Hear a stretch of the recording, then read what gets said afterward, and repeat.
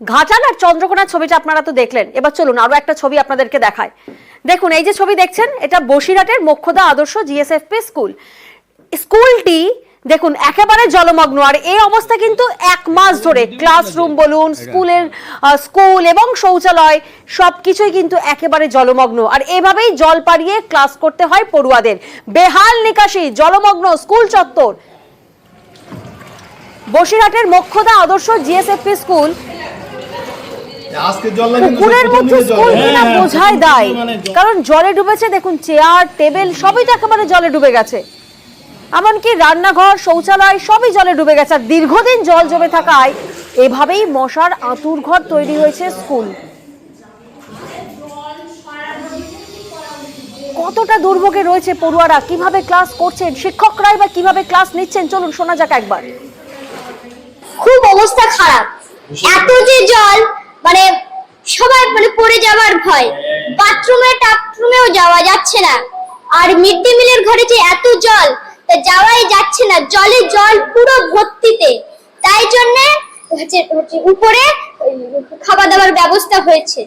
তুই স্কুলে প্রতিদিন আসিস, তোর অসুবিধা হয়? হ্যাঁ হয়, ওই আসার সময় জলের উপর দিয়ে পড়ে যাই, আর হাতে লাগার কারণে বাড়ি চলে যায়। এই তো দীর্ঘদিন ধরে জলটা জমে আছে, বর্ষা পড়লে জল জমে, জল সারার জায়গা নেই, জল পচে যায়, তার মশা মাছির উৎপাত ঘটে, ডেঙ্গুর উৎপাত ঘটে। এই ঘরের ভিতরে মাঝে মধ্যে সাপও দেখা যায়। এইবার বাচ্চাদের আমরা বারণও করতে পারছি না যে স্কুলে আসতে হবে না। যে কটা বাচ্চা আসে তাদের নিয়ে আমি ক্লাস করছি। ঊর্ধ্বতন কর্তৃপক্ষকে জানিয়েছি, পৌরসভাকেও জানিয়েছি এবং অ্যাপ্লিকেশনও জমা দেওয়া আছে ওই পর্যন্ত, তারপরে তো কোনো খবর নেই।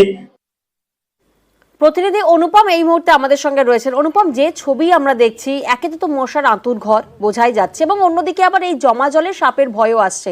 আর এসব ভয় আতঙ্ক নিয়েই তো পড়ুয়াদের ক্লাস করতে আসতে হচ্ছে, শিক্ষকরাও আসছেন। এই ছবিটা বসিরহাটের পৌরসভার কি নজরে এসেছে?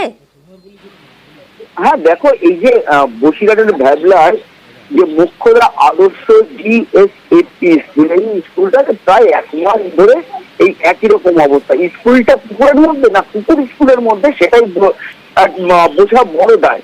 তার কারণ স্কুলের মধ্যে যেসব স্কুলের ক্লাসরুম থেকে শুরু করে বারান্দা, স্কুলের গ্রাউন্ড এবং শৌচালয় সবই কিন্তু একদম জলমগ্ন। কলটা অর্ধেক ডুবে রয়েছে জলের তলায়।